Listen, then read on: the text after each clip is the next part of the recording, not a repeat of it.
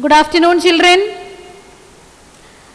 So previous period we started with immunity and we learned about two types of immunity.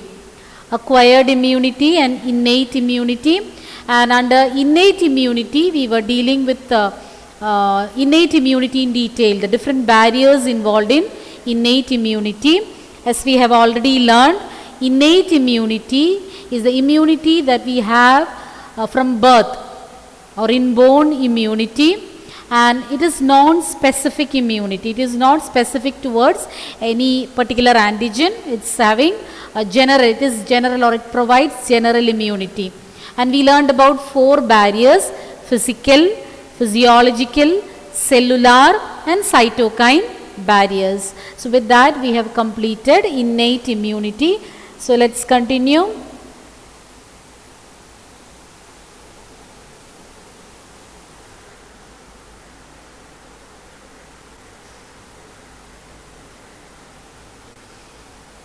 And children, since we are learning so many similar terms, there are chances that you get confused. So please see that you are thorough with each topic. So having completed innate immunity, we are moving on to the second type, that is acquired immunity.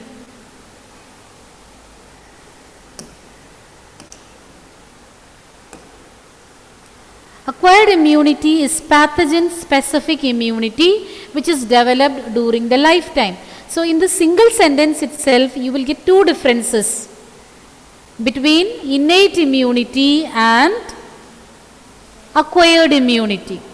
Innate immunity is inborn, the one which we get from birth. By birth you have that immunity. Whereas acquired immunity is acquired during the lifetime. It's not present at the time of birth. We acquire it during our lifetime. And second point of difference is that we learned innate immunity is general immunity, non-specific. But acquired immunity is pathogen specific immunity. Clear? So 2 points of difference you have understood between acquired and innate immunity. It is characterized by memory. It is characterized by memory. It is characterized by memory. That means, okay, so it is characterized by memory. During the first encounter, for example, when you get the disease for the first time, or your body's first encounter with the pathogen, it might result in disease. But you develop some primary response in your body which is of low intensity. You might get affected by the disease. But,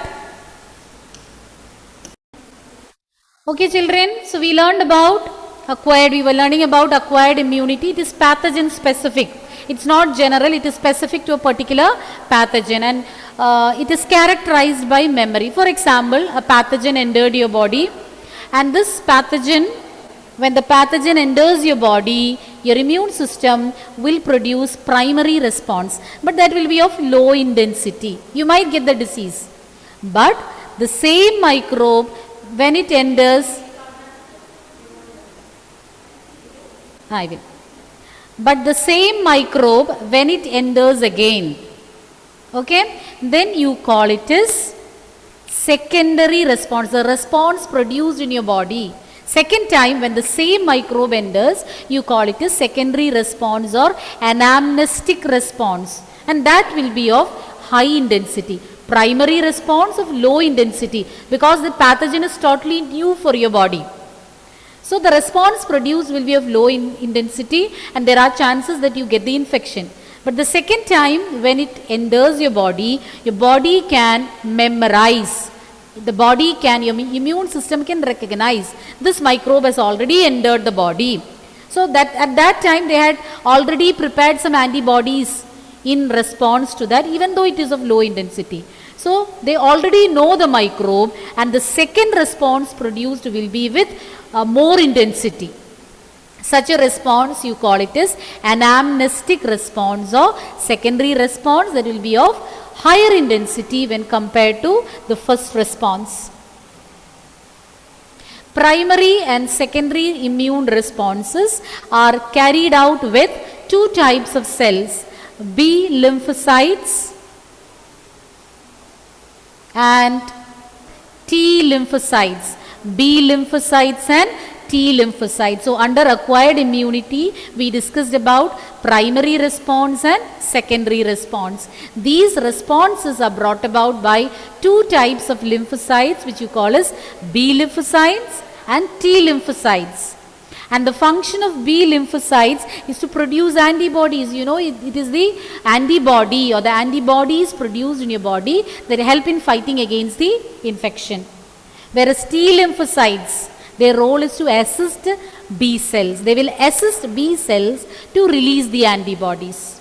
So B cells, B lymphocytes are producing antibodies, whereas T lymphocytes will help the B cells to release the antibodies. Hope you have understood.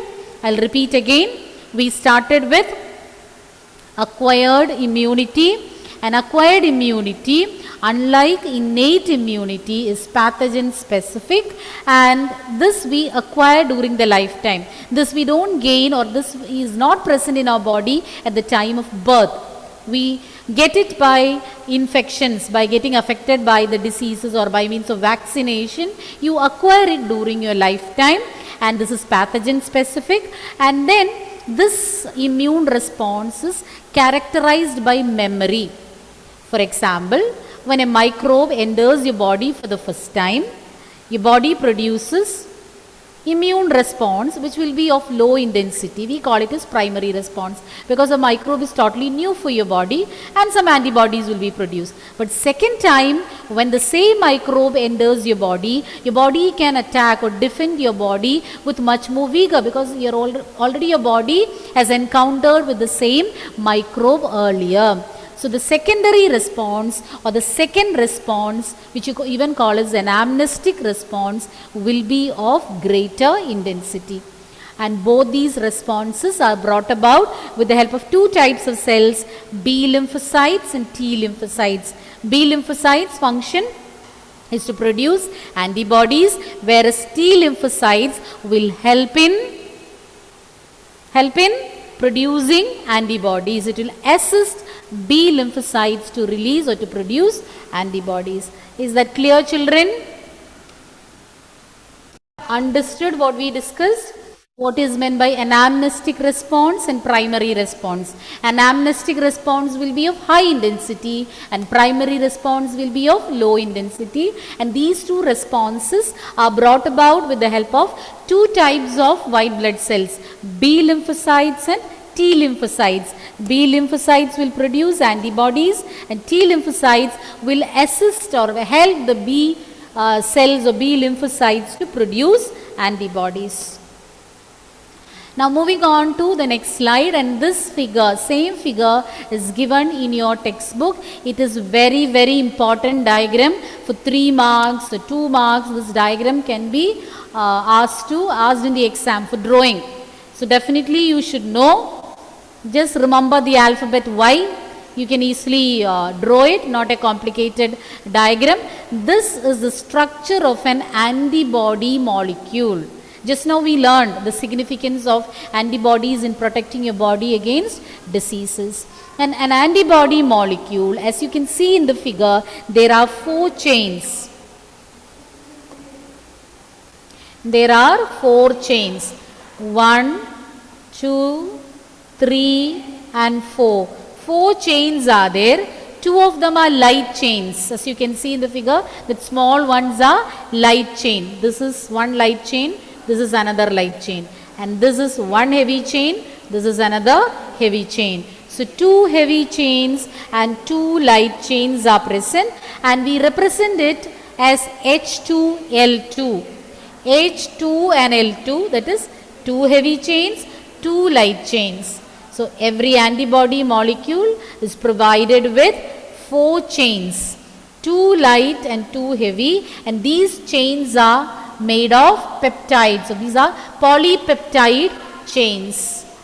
Okay, and there are different types of antibodies: immunoglobulin G, immunoglobulin A, immunoglobulin M, E and D. Okay, if you can remember gamed, then you can remember all of them.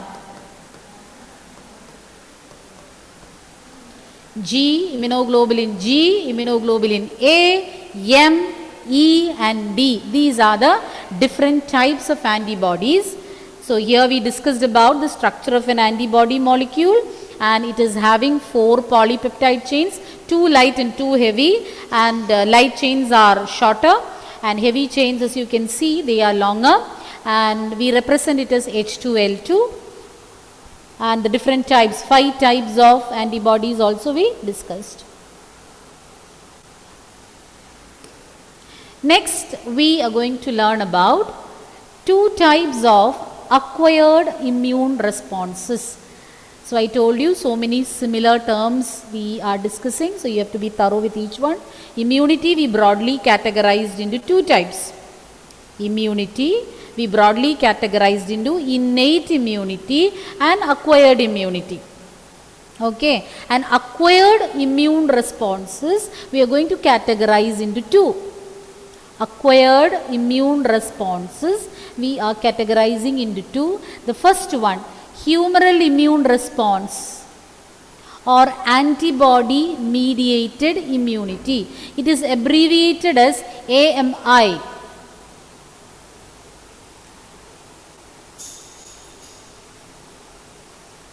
Light chain, Punya, what is that? Ma'am, light chain is written first, and then why is it H2L2 and not? It doesn't make any difference, but usually we represent it as heavy chain and then light chain. Okay. Punya, is that clear? Because it's normally represented like that, commonly used like that. Both are correct in terms of the components present, but we usually write it as H2 and L2. Humoral immune response. In all these, so many names are given, alternate names are given, so you should be familiar with all that, because in the question paper they can use any of the terms.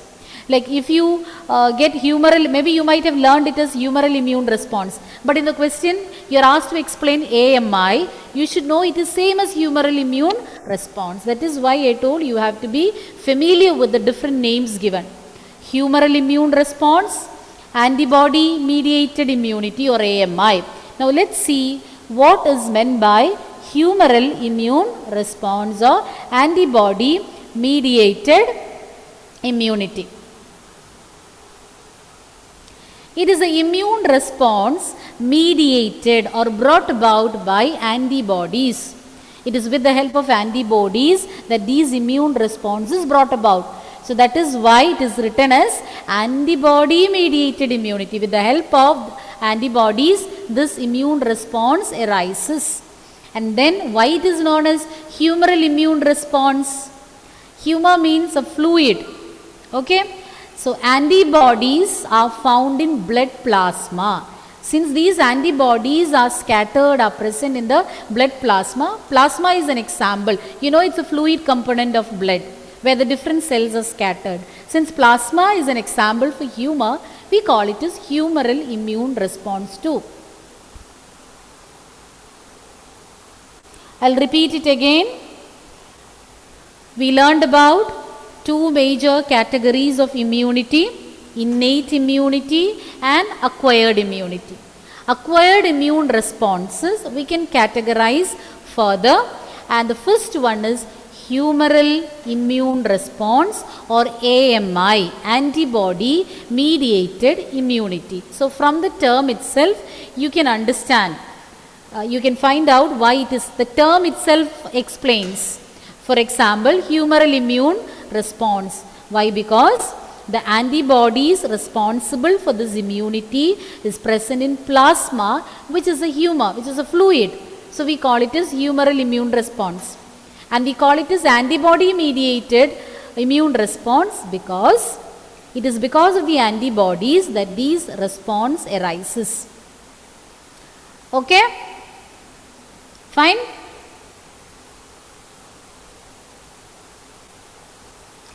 cell mediated, second one under acquired immune responses, cell mediated immunity or cell mediated responses, CMI. Okay, CMI, cell mediated immunity. It is the immune response mediated by T lymphocytes. Whereas the previous one, the immune response was mediated by antibodies. Here the immune response is brought about by T lymphocytes. The body can differentiate. Our body is capable of differentiating between self and non-self. And CMI causes graft rejection. Children, cell mediated means it is brought about by cells. What cells? White blood cells. To be specific, T lymphocytes. So these cells are responsible for bringing about this immunity. So we call it as cell mediated immunity. And you know that in case of organ transplant, we carry out different matching processes. Different tests have to be carried out before the organ is transplanted into a person. Between the recipient and donor, so many matching tests have to be carried out. And still, even after that, even after receiving the transplant, the patient will have to take immunosuppressant medicines for his lifetime. Because your body, anything which is foreign, your body has a tendency to reject.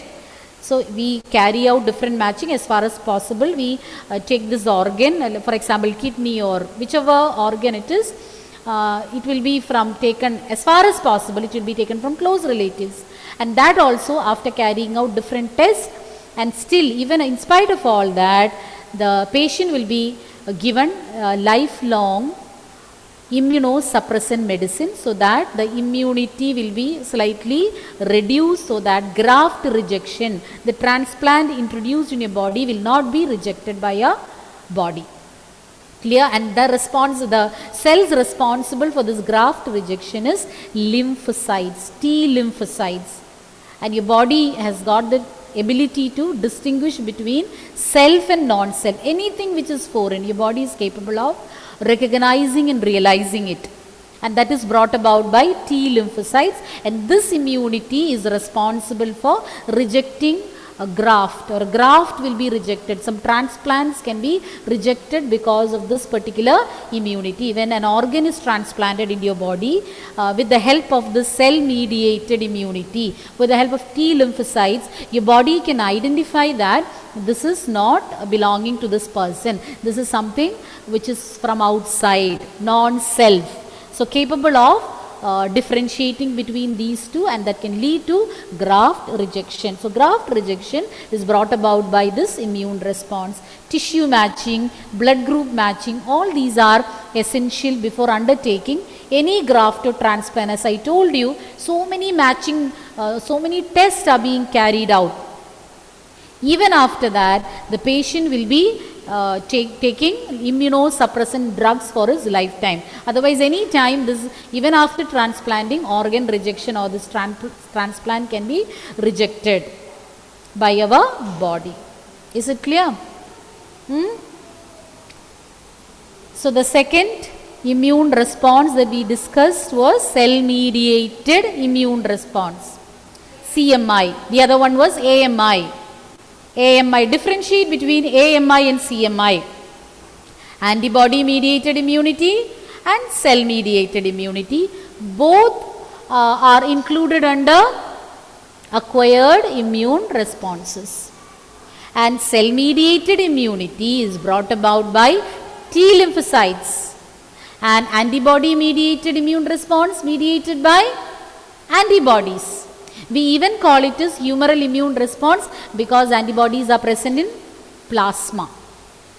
And the body is capable of differentiating between self and non-self, and the graft rejection is also due to CMI. So when when the doctors transplant an organ, they carry out several matching tests, tissue matching, blood group matching, etc. And in spite of that, the patient who has got the transplantation surgery, or who has received the transplant, or who has received the organ from some other person, he'll be taking, or he'll be given lifelong immunosuppressant drugs. So before we proceed to the next one, okay, Malavika, what is meant by acquired immune response? It is a pathogen-specific immunity Pathogen-specific immunity. Then, developed during lifetime. yes, it is acquired during your lifetime. Okay. Then, which are the two types of acquired immune responses? Punya? You don't cover your mouth. Okay.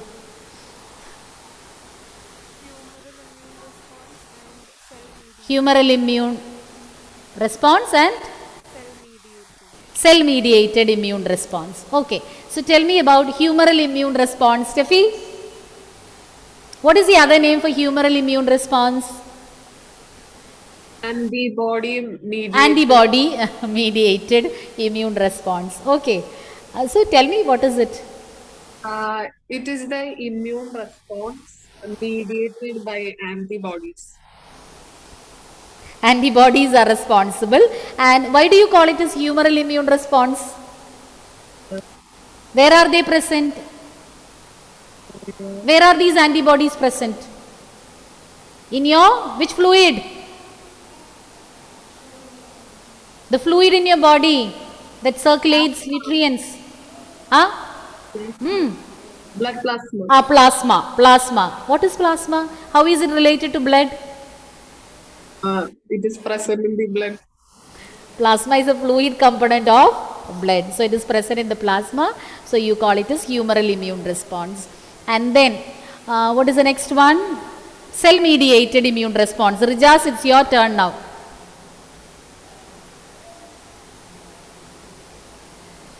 It's brought about by T lymphocytes.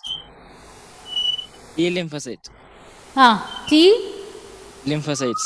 T lymphocytes. So T lymphocytes bring about this immunity, and I told you that it is because of this particular immunity that there can be graft rejection. So doctors perform tissue matching, blood group matching, etc. before the surgery is carried out, and then the patient, after taking or after having this organ transplantation, he will be given immunosuppressant drugs for his entire life.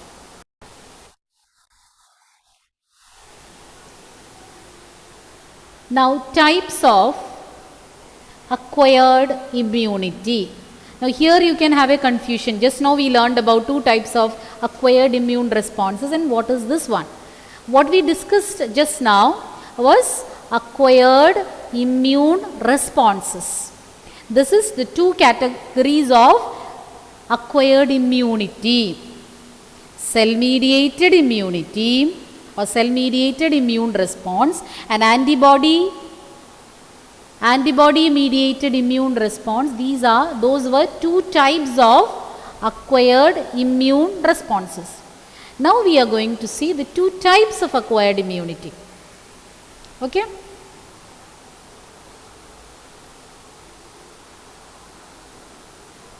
Active and passive. In English you might have learned, no? Active voice and passive voice. Active and passive, these are the two types of acquired immunity. See children, you are writing down the notes, no? It will be better to draw flow chart and acquired immune responses. So draw a flow chart so you will not forget, and that responses, acquired immune responses, response, that part you can highlight and keep so that there won't be any confusion later. Now, active and passive, let's see what is the difference between active and passive acquired immunity. So as such, you know, acquired immunity is something which you gain during the lifetime. It's not present at the time of birth. We gradually acquire it during our lifetime. Active immunity is the immunity in which antibodies are produced in a host body when host is exposed to antigens, living or dead microbes or other proteins. So when your body is getting exposed to an antigen, your body will be releasing antibodies. Any foreign particle, any antigen entering your body, your immune system becomes active and releases antibodies. Okay? So that response, so such immunity where antibodies are produced in response to an antigen, you call it as active immunity. Active immunity, it's a slow process. Okay, children? So about active immunity we were discussing. It's a slow process. It's a slow process, and this is brought about in two ways. There are two ways by means of which active immunity is produced in our body. Natural active immunity and artificial active immunity. Natural means when you get affected, when you get infected by a microbe, your body develops it, because when your body is encountering a particular microbe, in response to that your body will produce antibodies, which can be, as I said earlier, later onwards, it can be in the second attack, your body will be able to attack with more vigor, with added vigor. Okay, but not in the first time. So that is natural active immunity. It's a slow process. Your body should get infected, then antibodies should be released, and the second time attack, that can be, that antibodies can be more helpful. Whereas in artificial one, you can inject the microbes deliberately, purposely. You can inject the microbes, as in the case of vaccination. You know that vaccine is a suspension of microbes causing the same disease. If you take the case of polio vaccine, what does polio vaccine contain? The same virus in the inactive or a dead form, so that your body will recognize a foreign particle and your body will start producing antibodies against it, specific antibodies against it. But being dead or inactive, that poliovirus cannot cause disease, but this can fool our immune system and make them produce antibodies. Okay, so that is artificial. But when you encounter, or your body or these microbe enters your body and your body is producing antibodies naturally, it's natural active immunity. But when you take a vaccination containing those microbes in weak or dead form and your body is producing antibodies, it's artificial. Clear? Whether it is artificial or natural, in both cases your body should get exposed to antigens, and naturally it will be producing antibodies. And the method of introducing antigen can be artificial or natural. Naturally getting affected by the microbes, or artificially introducing these weakened microbes into your body. In both cases your body will be naturally producing antibodies. Clear? It's a type. In the second case, in artificial active immunity, we are trying to fool the body's immune system so that they will produce the antibodies. The antigen which we have introduced is not dangerous because it's weak or dead. Clear? If this is thorough only, I will proceed. So we learned about two types of immunity, innate and acquired. And under acquired, we learned about two types of immune responses, AMI and CMI. Now we are dealing with the two types of acquired immunity, active and passive. Active means this is a slow process, and here the antibodies will be produced in our body in response to antigen. And you can categorize into two depending upon how the antigens are entering our body. When it is naturally, but by natural infection by the microbe, then it is natural. But in the form of vaccine, if you are introducing it, it's artificial. In both cases, antibodies will be produced which can defend your body from infection. Now moving on to the next one, passive. With this I'll wind up. Passive, that is also coming under acquired immunity. Passive means here the body is not having any additional work or no burden. Ready-made antibodies are introduced, so that your body doesn't have to produce antibodies. Already prepared antibodies, a shortcut method. Clear? Hope you are getting the point. In the first case, only antigen is introduced, or naturally or artificially antigen is entering and your body is producing antibodies. In the second case, prepared antibodies are given. Ready-made antibodies are given to the body. That is also of two types. Just like active, passive one also can be divided into artificial and natural. Artificial, anti-tetanus serum, and ATS, anti-tetanus serum, that is against tetanus. This antibodies, prepared antibodies in emergency situations, these are introduced into your body. Then anti-venom, snake anti-venom, they are also prepared because to save the life of the person. So we give such ready-made antibodies so that your body can act fast and save time and save the life of the person. Whereas natural passive immunity, you have learned already in chapter 3, I think chapter 3 you have learned, 3 or 4, I think third chapter you have learned about antibodies present in colostrum.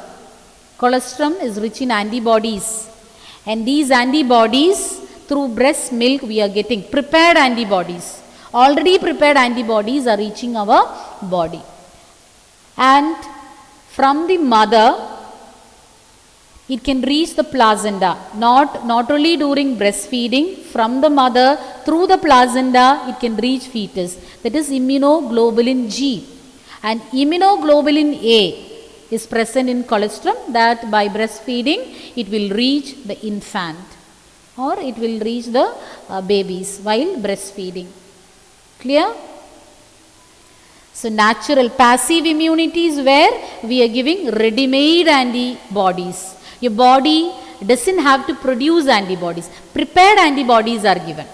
And this also we can categorize into natural and artificial. Natural means when you get it from your mother through the placenta, when you are inside your mother's womb. That is immunoglobulin G. And the other one is immunoglobulin A. After birth, from your mother's milk you are getting it. So those are prepared antibodies. And at the same time, artificially also these antibodies can reach your body in the case of anti-venom, then anti-tetanus serum. Prepared antibodies are given to save time and life of the person in emergency situations. Okay? Clear? And children, very important, you have to learn your lessons daily. Since exams are going on, I cannot insist, but at least after the exams, see that you don't have any confusion. As you have seen, so many similar terms are there.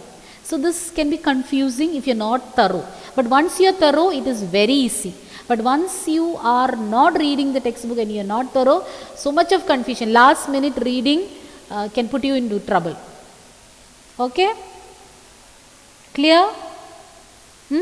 One example for natural immunity, natural passive immunity. How do you get?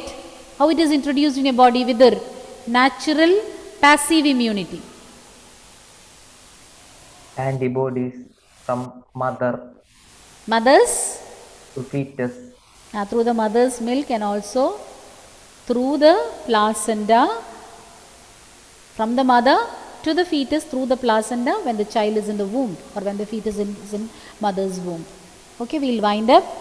So at least next class I hope the audio gets better. So see you next class, children. Thank you.